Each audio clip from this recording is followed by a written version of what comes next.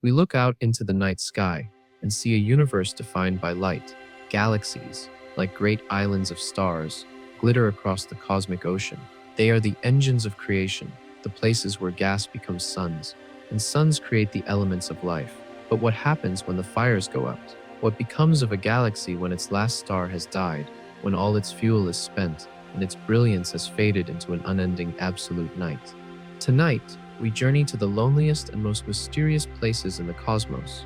We seek out the ghosts of the universe, dark galaxies.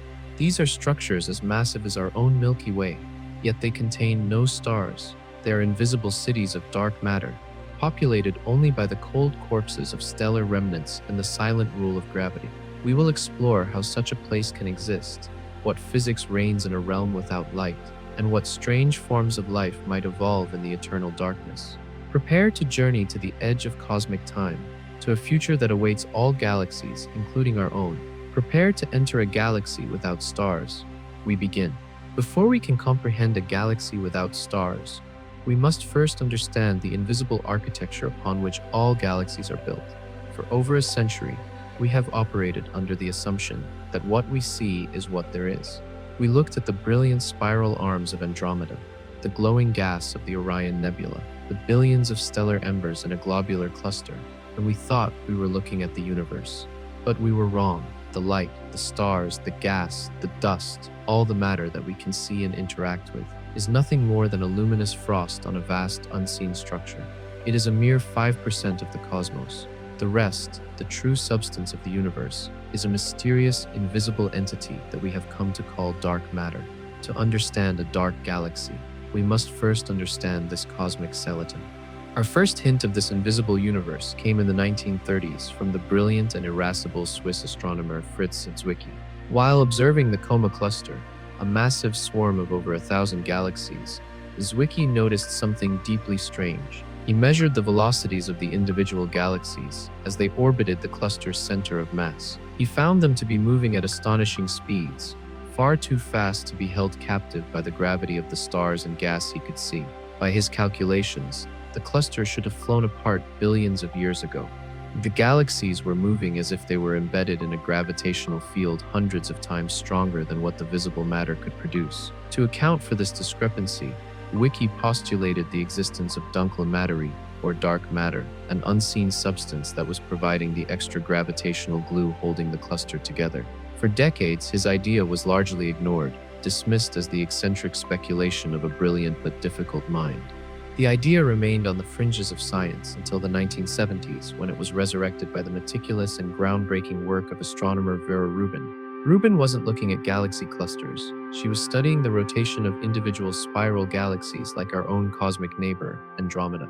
According to Newtonian physics, the stars at the outer edge of a galaxy should orbit much more slowly than the stars near the bright, dense center, just as Neptune orbits our sun far more slowly than Mercury. But this is not what Rubin found. She measured the speeds of stars and gas clouds at all distances from the galactic center and created what is known as a galaxy rotation curve. The results were shocking. The stars at the outer edges of the galaxy were moving just as fast as the stars in the interior. In some cases, they were moving even faster. This was a profound violation of the laws of physics, as we knew them. It was like watching the outer horses on a merry-go-round keeping pace with the inner horses. The only way this could be possible is if the galaxy's mass was not concentrated in the bright, visible disk. There had to be a massive, invisible sphere of matter surrounding the entire galaxy, extending far beyond the outermost stars. This invisible sphere, or halo, was exerting a powerful gravitational pull on the outer stars, keeping their speeds high. Vera Rubin's data provided the first direct, undeniable evidence for dark matter. The luminous galaxy we see is just the tip of the iceberg, a small glowing jewel embedded in a colossal invisible halo of dark matter that outweighs the visible matter by a factor of at least 10 to 1. Since then, the evidence has become overwhelming. We see the effects of dark matter in the way its immense gravity bends and magnifies the light of more distant objects. A phenomenon called gravitational lensing. We can see its imprint in the faint, residual heat of the Big Bang, the cosmic microwave background. The tiny temperature fluctuations in this background radiation reveal how matter clumped together in the early universe. And these patterns only make sense if dark matter was providing the initial gravitational scaffolding.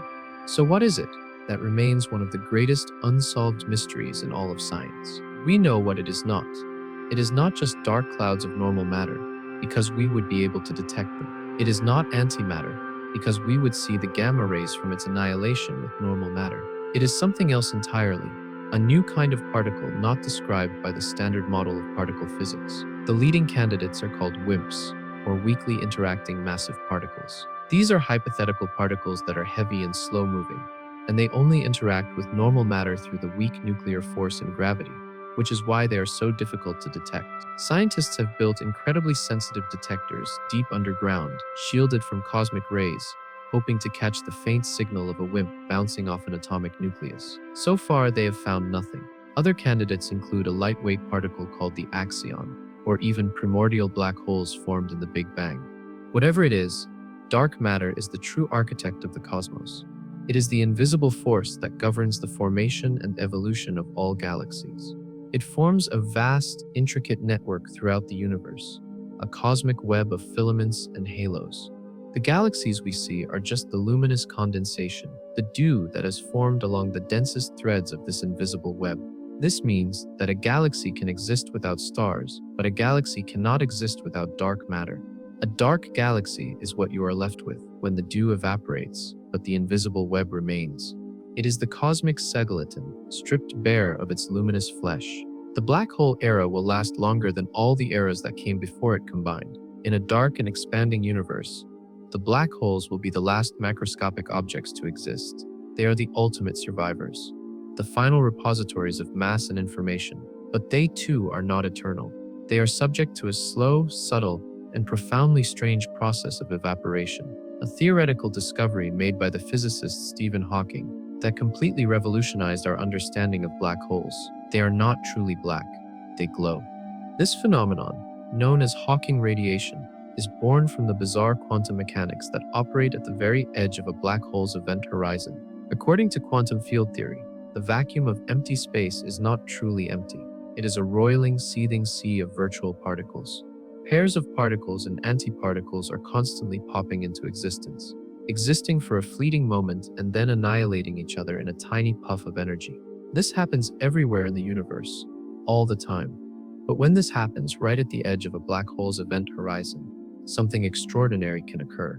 A pair of virtual particles, say, an electron and a positron, can pop into existence. In the instant before they can annihilate each other, one of the particles might fall across the event horizon, while the other escapes into space. The particle that falls in has negative energy relative to the universe outside, so it effectively reduces the mass of the black hole by a tiny amount. The particle that escapes becomes a real particle, carrying energy away from the black hole. To a distant observer, it appears as if the black hole itself has emitted a particle. The black hole is radiating. It is evaporating. The rate of this evaporation is incredibly, astonishingly slow, and it depends on the black hole's mass. The larger the black hole, the lower its surface gravity at the event horizon, and the lower its temperature. A stellar mass black hole has a Hawking temperature that is just a tiny fraction of a degree above absolute zero. Its rate of evaporation is so slow that it would take 10 to the power of 67 years for it to evaporate completely, a number so large it is functionally indistinguishable from forever. A supermassive black hole, with the mass of billions of suns, would take even longer, on the order of 10 to the power of 100 years, a googol of years. For these unimaginable eons, the black holes will be the only sources of energy in the universe, faint, cold embers slowly radiating their mass away into the expanding darkness. But the process is not linear. As a black hole loses mass, its temperature increases, and its rate of evaporation accelerates. For nearly the entirety of its existence, it evaporates slowly, but in its final moments, the process becomes catastrophic. In the last second of its life, a stellar mass black hole, having shrunk to the size of a proton, will be radiating with a temperature of trillions of degrees. It will go out not with a whimper, but with a final brilliant flash of high-energy gamma rays, equivalent to the explosion of millions of hydrogen bombs. This will be the last light. Across the dark, empty, and colossally expanded universe, the final black holes will one by one explode in a final silent, meaningless fireworks display. With the evaporation of the last black hole, the black hole era comes to an end. All the structure, all the complexity, all the matter that was once forged in stars and bound in galaxies will have been returned to the cosmos as a bath of low-energy photons and elementary particles. During the long, slow evaporation of the dark galaxy, a cosmic diaspora takes place, the process of violent relaxation. The gravitational dance of the black holes does not just result in a dense core, it results in the ejection of the majority of the galaxy's inhabitants. Trillions of stellar corpses, black dwarfs, neutron stars, and stellar mass black holes are flung out of the gravitational confines of the dark matter halo and sent on lonely journeys into the vast dark expanse of intergalactic space. These are the ultimate nomads, the last remnants of a galaxy, scattered like seeds into the void. Their journey will be one of profound solitude. By this far future epoch, the universe's accelerated expansion, driven by dark energy, will have pushed all other galaxies beyond our cosmic horizon. From the perspective of one of these ejected black holes, the universe would appear perfectly, completely empty. There would be no other galaxies to see, no distant lights, no cosmic microwave background. There would be only the unending, isotropic blackness of an empty, expanding cosmos. The black hole and its sibling nomads would be adrift in separate, causally disconnected pocket universes. The distances between these objects would be almost beyond measurement. The chance of two of these ejected nomads ever encountering each other is practically zero. Each object would be a universe unto itself, carrying the last vestiges of organized matter from its home galaxy. A black dwarf, a planet-sized crystal of carbon and oxygen, would drift for trillions of years before its own substance began to decay. A rogue planet, captured and ejected along with its parent star's remnant, would be a frozen, silent museum of a long-dead solar system. These nomads are the last echoes of structure. They carry with them the information and complexity that was created over billions of years of cosmic evolution. The elements forged in the hearts of stars, the complex chemistry of planets, the intricate physics of degenerate matter. All of this is locked away inside these cold, dark wanderers. But in the expanding void, this information is lost to the universe at large. It is locked in isolated, inaccessible vaults. The fate of these intergalactic nomads is the same as the fate of the objects that remained in the galaxy, only more lonely. The black dwarfs and neutron stars will eventually decay via proton decay. The black holes will evaporate via Hawking radiation. The only difference is that their final moments will be witnessed by no one and nothing. Their final flash of light will radiate out into an empty universe, its photons traveling for an eternity without ever striking another object. It is a story of ultimate final dissolution. The cosmic diaspora ends not with a new home, but with the slow, individual, and completely isolated disintegration of every last piece of organized matter that once constituted a galaxy. The universe is actively working to erase its own history, scattering its story to the winds of an eternal, empty expansion. We have now arrived at the end of all things. We have witnessed the death of the last star, the evaporation of the last black hole, and the decay of the last proton. The universe has entered its final, ultimate, and eternal state, an epoch known simply as the Dark Era. This is the realization of a concept first proposed in the 19th century, the heat death of the universe. The heat death is the ultimate consequence of the second law of thermodynamics, the law that states that the total entropy, or disorder, of a closed system can only ever increase. The universe, over its entire history, has been a battle between gravity, which pulls things together to create order and structure, and thermodynamics, which works to smooth everything out into a state of uniform, disordered equilibrium. In the end, thermodynamics wins. The universe is now a vast, cold, and almost perfectly empty place. Its accelerated expansion has pushed all remnants of distant galaxies so far away that they are receding from us faster than the speed of light, forever beyond our reach. All that remains in our observable pocket of the cosmos is a diffuse, thin, and ever-cooling soup of fundamental particles. The only inhabitants are photons of immense wavelength, neutrinos, electrons, and positrons, the final decay products of all the matter that ever was. The temperature of this universe is just a tiny fraction of a degree above absolute zero, and it will continue to drop as the universe continues to expand. There is no more structure.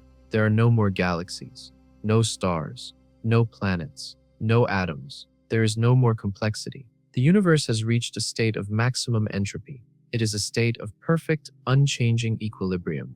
In this final state, nothing ever happens. The particles are so far apart that they will almost never interact. The photons will travel for an eternity without being absorbed.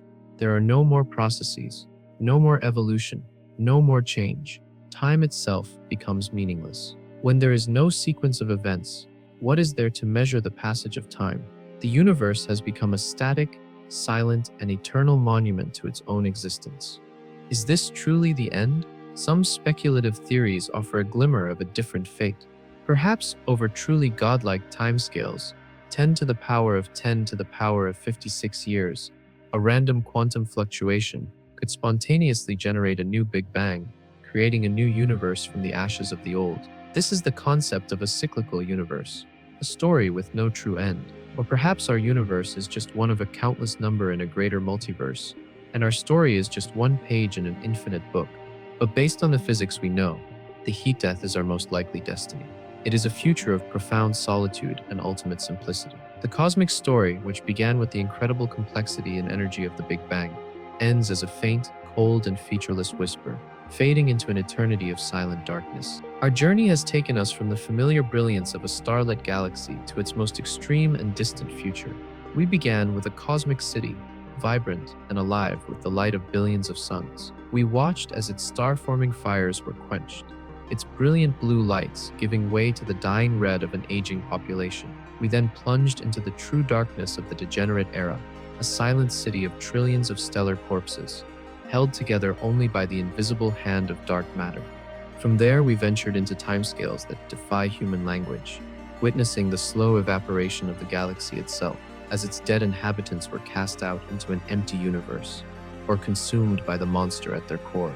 We saw the last bastions of matter, the black holes, slowly radiate themselves into nothingness, giving one final fleeting flash of light into the void, and we arrived at last, at the end of all things, the heat death of the universe, a future of infinite cold darkness and solitude. The story of a dark galaxy is the story of the universe in microcosm. It is a story of creation, complexity, and eventual, inevitable dissolution. It forces us to confront the ultimate questions of existence. In a universe where all structure is temporary, where all suns will die and all matter will decay, what is the meaning of the complexity we see around us today? Perhaps the meaning is not in the destination, but in the journey. The universe, for a brief, glorious epoch, the stelliferous era, the era we are living in right now, is capable of producing incredible things. It can build galaxies, forge elements in the hearts of stars, and create planets with the right conditions for life. It can give rise to consciousness, to beings capable of looking back at the cosmos and wondering about its nature, of appreciating its beauty, and of telling its story. We are the products of a young, vibrant, and energetic universe. We live in the cosmic springtime, a fleeting moment when the universe is alive with light and possibility. And the dark future is a humbling reminder that this moment is precious and finite. The stars in our sky are not eternal flames, but temporary campfires, and we are the brief gathering of life that is huddled around them for warmth.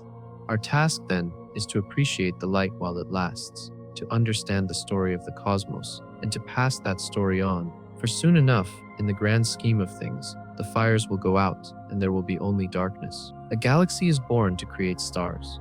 It is a vast reservoir of hydrogen and helium gas, the raw fuel for stellar fusion. For billions of years, a healthy galaxy like our Milky Way is an active star-forming engine. In its beautiful spiral arms, massive molecular clouds collapse under their own gravity, igniting to form brilliant new clusters of blue-white stars. Our galaxy is alive, constantly recycling its gas into new suns. But this process is not eternal. Every galaxy has a finite supply of gas, and across the cosmos, we see galaxies where this engine has shut down. We see galaxies that are dying. This process by which a galaxy ceases to form stars is known as quenching. A quenched galaxy is a galaxy that is transitioning from a vibrant blue star-forming spiral into a red, dead, and passive elliptical galaxy. It is a galaxy on its way to becoming dark. There are several violent and efficient mechanisms that can quench a galaxy. One of the most dramatic is a process called ram pressure stripping. This happens when a galaxy falls into the immense gravity well of a galaxy cluster, a dense metropolis of thousands of galaxies. As the galaxy plows through the hot, tenuous gas that fills the space between the galaxies in the cluster, the intracluster medium, at millions of kilometers per hour, this intergalactic gas acts like a cosmic wind. This wind is so powerful that it can physically strip the galaxy of its own cold gas reserves, blowing it out into a long, trailing tail. Imagine driving a convertible through a hurricane.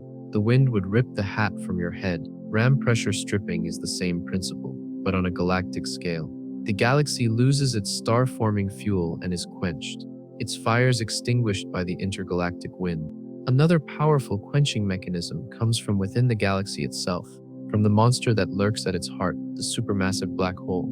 Nearly every large galaxy, including our own, has a black hole at its center, with a mass millions or even billions of times that of our sun. When this black hole is actively feeding on surrounding gas, it becomes what is known as an active galactic nucleus, or AGN. As gas spirals into the black hole, it heats up and shines with incredible intensity, often outshining the entire host galaxy. This process can also launch colossal jets of energy and particles that travel at nearly the speed of light. This energetic output from the black hole, a process called AGN feedback, it can have a devastating effect on the host galaxy. The jets and radiation can blast through the galaxy, heating up its cold molecular gas clouds. Hot gas cannot easily collapse to form stars. The black hole effectively sterilizes its own galaxy, shutting down star formation by destroying the raw fuel. It's a form of galactic self-regulation, where the growth of the central black hole prevents the growth of the galaxy itself. Finally, a galaxy can simply run out of fuel. If it exists in a quiet, isolated part of the universe, it may simply use up all of its initial gas reservoir over billions of years of star formation, without a fresh supply of gas from intergalactic space or from mergers with smaller gas-rich galaxies. Its star formation rate will dwindle and eventually cease altogether. The galaxy dies not from violence, but from simple, quiet starvation. Whatever the cause, the result is the same. The galaxy stops making new, massive blue stars. The brilliant blue stars that already exist are short-lived, and they soon explode as supernova, leaving nothing behind but dark remnants. As time goes on, the galaxy's stellar population ages. The longer-lived, smaller yellow stars like our sun eventually die, becoming red giants and then fading white dwarfs. Finally, only the smallest, coolest, and longest-lived stars remain, the red dwarfs. The galaxy's color shifts from a vibrant blue to a dying, ruddy red. We see these red and dead elliptical galaxies all over the universe. They are the galactic graveyards, the precursors to a truly dark galaxy. They are the last embers of a fire that is slowly going out on its long, inevitable journey toward absolute darkness. Let us now journey far into the future, to a time so distant it makes the current age of the universe seem like a fleeting instant. We travel to the degenerate era, an epoch that will begin roughly 1 trillion years from now. By this time, star formation across the universe will have long since ceased. The gas and dust will be gone, either converted into stars or blown out of galaxies. And all the stars that ever will be have now died. The universe has entered its long, slow, final act. What is a galaxy like in this era? It is a realm of ghosts, a city of stellar corpses populated not by living stars, but by the exotic, degenerate remnants they left behind. The most common inhabitants of this dark galaxy will be the white dwarfs, the dead cores of sun-like stars. There will be trillions of them, faint, Earth-sized embers, slowly radiating away their last residual heat. After quadrillions of years, they will finally cool to near absolute zero, becoming black dwarfs, cold, dark, planet-sized diamonds of crystallized carbon and oxygen, floating silently in the eternal night. They emit no light, no heat. They are perfect stellar corpses, detectable only by their gravitational pull. The next most common residents will be the neutron stars, the crushed, city-sized remnants of massive stars that exploded as supernovae. These are objects of unimaginable density, held up by the quantum pressure of neutrons. They are born spinning rapidly, with colossal magnetic fields, but over these immense timescales, they too will slow down and cool. Their magnetic fields will decay, and their rotation will cease. They will become cold, dead spheres of neutronium, dark and silent. A collision between two of these dead neutron stars would still be a spectacular event, a kilonova explosion that would briefly illuminate the dark galaxy with a flash of gamma rays and the forging of new heavy elements. But such events would be extraordinarily rare, isolated flashes in an otherwise silent eternity. And then there are the black holes, which every star more massive than about 25 times the mass of our Sun will have left behind a stellar mass black hole. The galaxy will be peppered with millions of these objects, invisible gravitational traps wandering through the darkness. At the center of the galaxy, the supermassive black hole still reigns, now quiet and dormant, its feasting days long over. This galaxy of corpses is held together by the same invisible halo of dark matter that structured its birth. The stellar remnants, the black dwarfs, neutron stars, and black holes orbit the galactic center just as the living stars once did, but their dance is silent and dark. The galaxy is now a gravitational entity alone. It has mass, it has structure, it has spin, but it produces no light of its own. It is a true dark galaxy. The planets that survived their stars' deaths will still be there, now frozen and untethered. Rogue planets, ejected from their systems billions of years ago, will wander between the stellar corpses. Some planets may still be orbiting their dead stars, locked in a cold, eternal embrace. A rocky planet orbiting a black dwarf would be a world of absolute zero, its surface a brittle, frozen wasteland. Any life that once existed would be long extinct, its biosphere a fossil record buried under kilometers of frozen atmosphere. This is the new normal. The universe is no longer a place of fiery creation, but of cold, quiet, and profound emptiness. It is a graveyard of matter, waiting for the even longer timescales of physics to begin the final process of dissolution. To truly imagine existence inside a dark galaxy, we must confront the physics of a universe that is approaching absolute zero. Absolute zero, or 0 Kelvin, is the theoretical temperature at which all classical motion of particles ceases. It is the ultimate state of cold, the point of minimum possible energy. In the degenerate era, the universe will be getting ever closer to this final frigid state. The primary source of warmth in our current universe is the cosmic microwave background, the afterglow of the Big Bang. Right now, this radiation fills all of space with a faint energy corresponding to a temperature of about 2.7 Kelvin.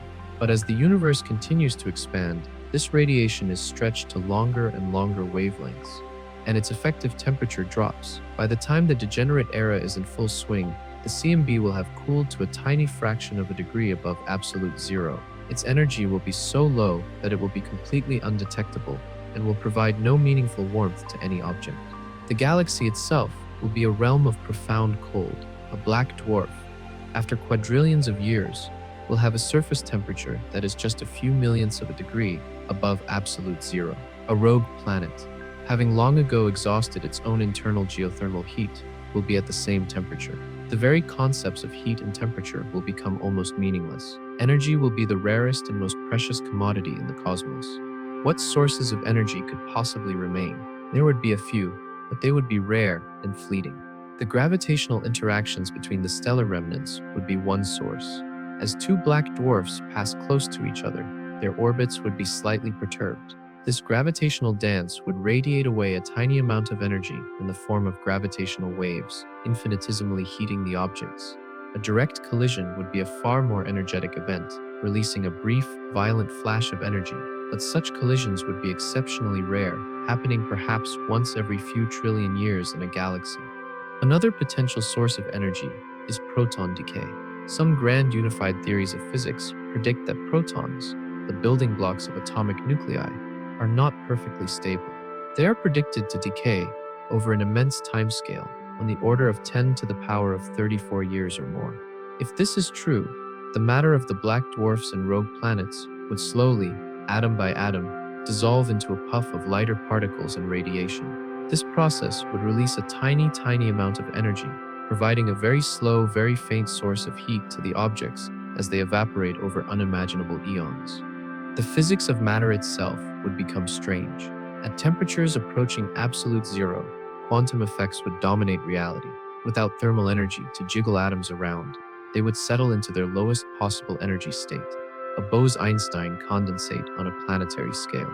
A black dwarf might not be a classical solid, but a single planet-sized quantum wave function. The universe will have become a quiet, cold quantum laboratory, where the slow, subtle processes of fundamental physics, hidden from us now by the universe's heat and activity, will finally reveal themselves in the unending darkness. This is the ultimate environment, a silent stage where the only action is the slow, patient decay of matter itself. While a civilization huddled around a feeding black hole is a spectacular image, it relies on rare and chaotic feeding events.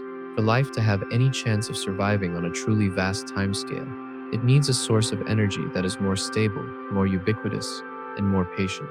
In the profound cold and dark of the degenerate era, life would have to learn to metabolize the universe's slowest and most subtle sources of power. It would be a life based on the physics of decay. One of the most fundamental sources of energy is the one that heats our own planet from within: radioactive decay.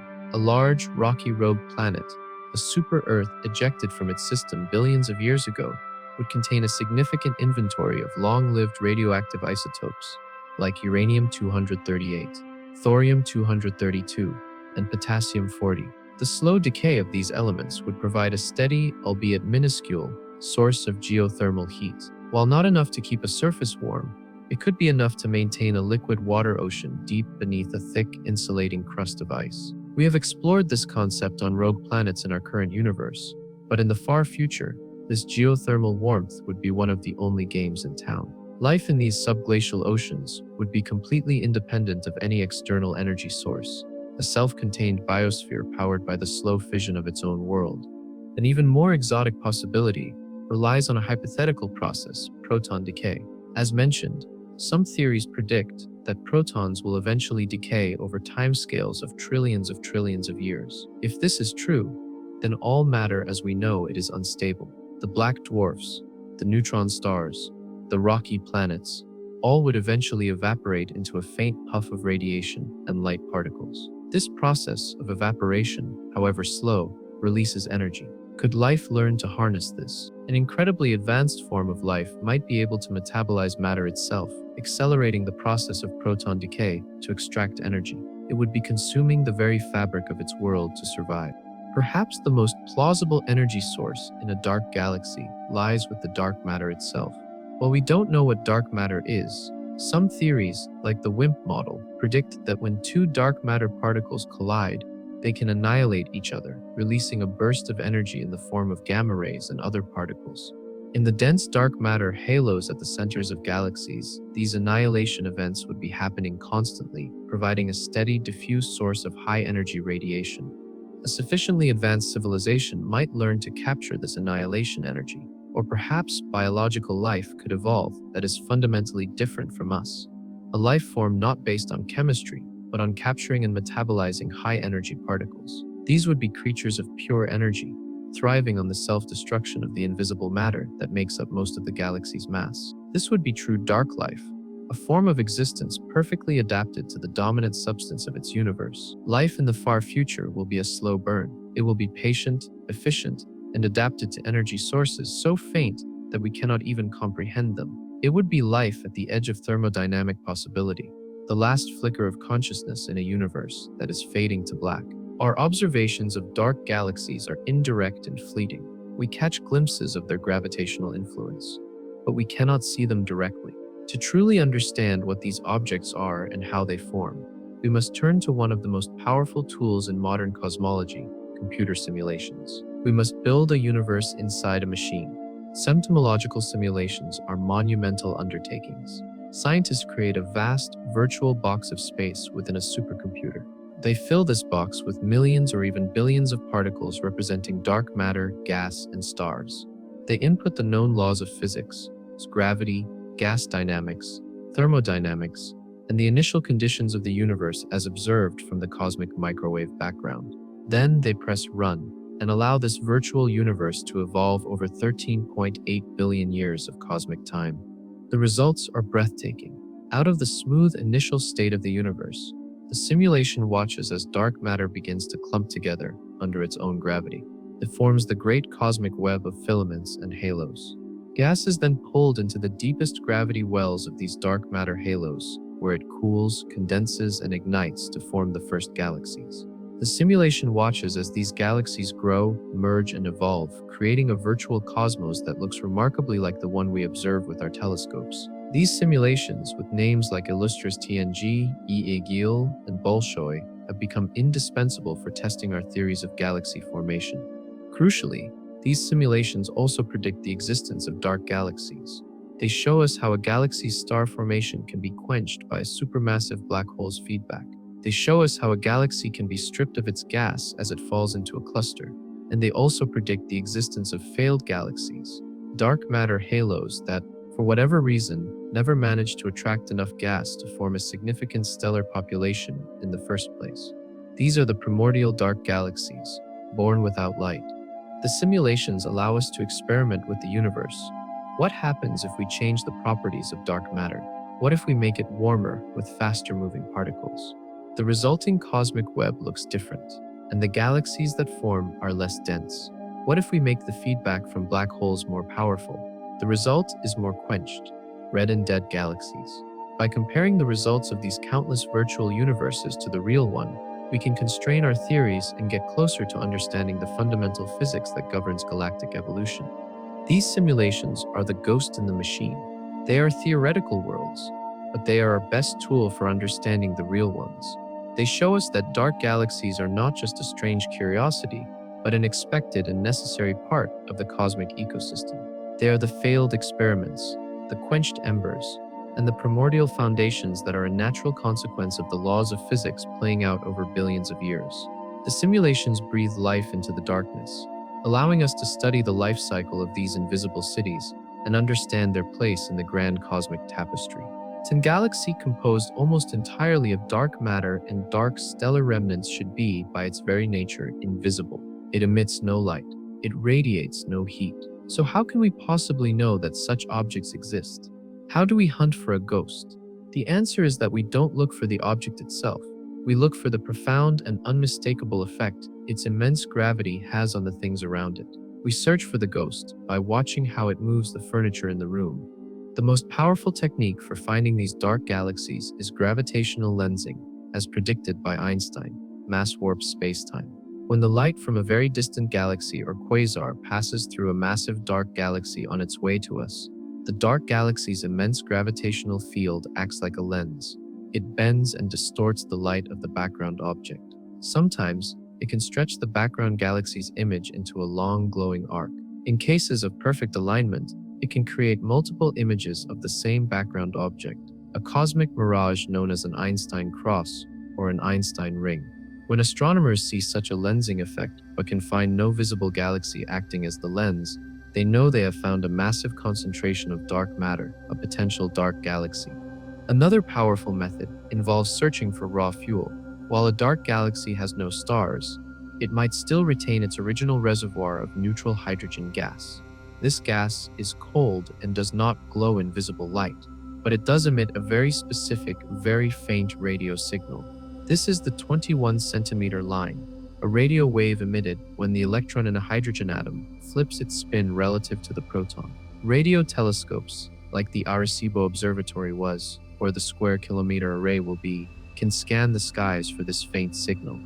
Occasionally, astronomers find massive swirling clouds of hydrogen gas, clouds that have the mass and rotation of a small galaxy, but with no stars inside them. These are primordial dark galaxies, objects that for some reason failed to ignite their first generation of stars. A famous candidate for such an object was Virgo High 21, a massive hydrogen cloud in the Virgo cluster that seemed to be rotating as if it were embedded in a dark matter halo. Yet it contained no visible stars. While its status is still debated, the search for such objects continues.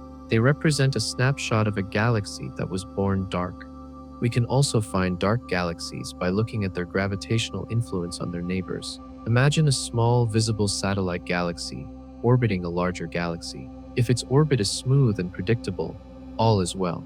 But if its orbit is being perturbed, if it is being tugged on by an unseen force, that could be the signature of a massive dark companion. Similarly, the long, faint tidal streams of stars that are stripped from dwarf galaxies can be used as gravitational probes. If a tidal stream shows a gap or a strange wiggle in its path, it may have been disturbed by passing through the gravity well of a dark matter subhalo a small starless galaxy. By mapping these subtle disturbances, we can begin to build a map of the invisible structures that haunt our own galactic neighborhood. These techniques are at the absolute cutting edge of astronomical research, a testament to human ingenuity in our quest to see the unseeable. In a universe devoid of stellar light and heat, the very idea of life seems impossible. Life is a process that requires energy, a constant flow of it to fight against the relentless march of entropy and decay.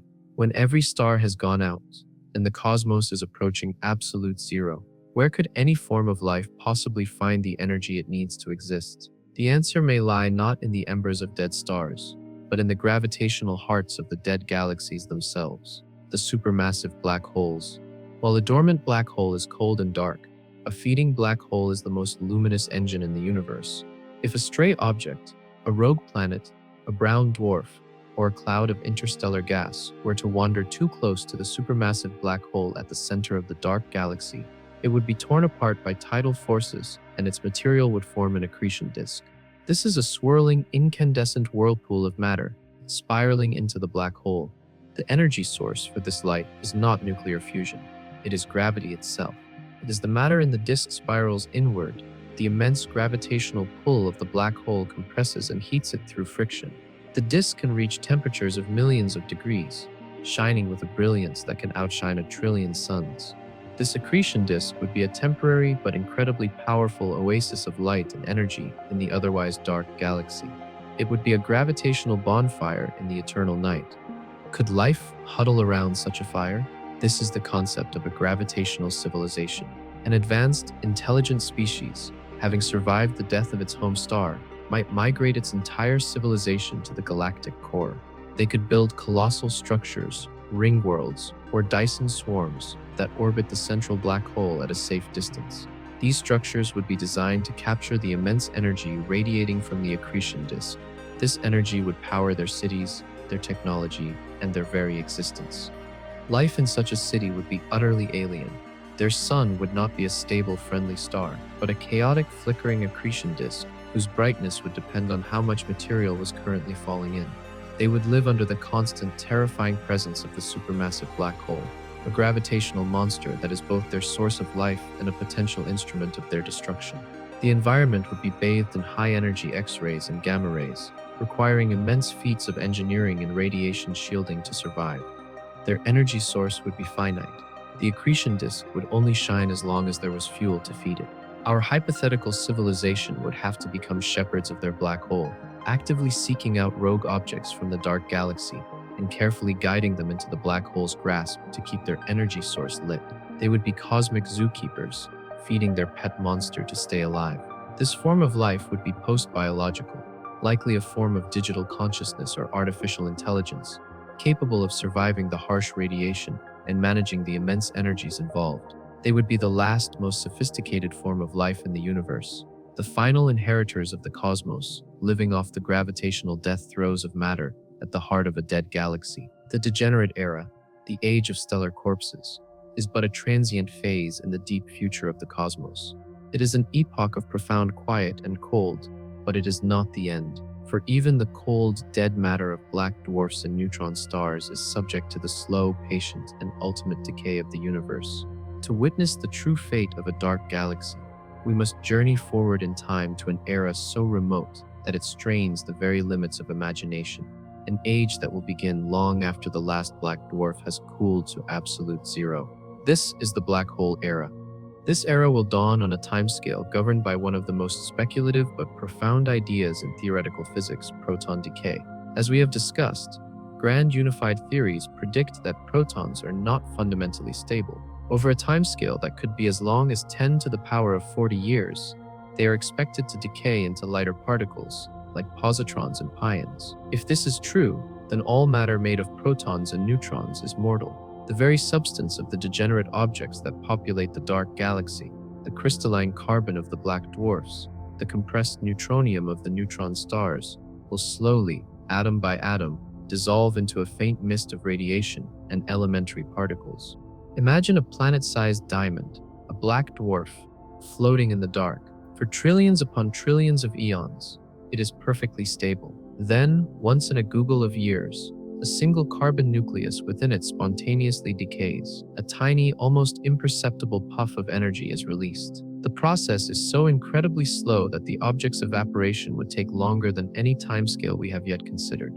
But the universe has nothing but time. Over these unimaginable eons, all baryonic matter, all the matter that was once stars, planets, and people, will sublimate into nothingness. What then is left in the galaxy?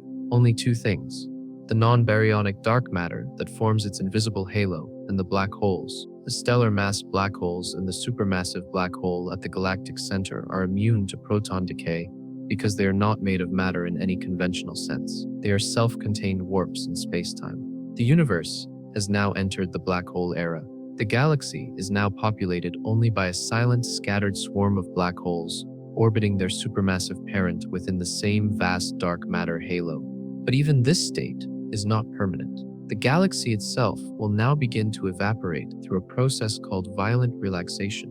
The black holes within the dark matter halo are like a gas of massive particles, constantly interacting with each other through gravity. Their orbits are not perfectly stable. Over immense timescales, they will perform a slow, complex gravitational dance. Every so often, two black holes will have a close encounter. In this gravitational slingshot, one black hole will typically be given a kick of energy, while the other loses energy and sinks closer to the galactic center. This process has two effects. The core of the galaxy becomes more and more dense with black holes, a phenomenon known as mass segregation. The most massive objects sink to the bottom of the gravity well. Meanwhile, the black holes that receive an energy kick can be accelerated past the galaxy's escape velocity. They are flung out of the dark matter halo altogether, becoming intergalactic nomads in a universe that is now almost perfectly empty. Over a timescale of perhaps 10 to the power of 60 years, the galaxy will evaporate itself. The vast majority of its stellar mass black holes will be ejected, one by one, into the void. The galaxy will slowly dissolve, its constituents scattered across the expanding cosmos. Eventually, all that will remain is a small, tightly bound cluster of black holes orbiting the central supermassive black hole, a final, tiny, dark remnant of a structure that was once hundreds of thousands of light years across. The galaxy, as a coherent entity, has ceased to exist. Its skeleton has been picked clean, and its bones have been scattered to the winds of spacetime.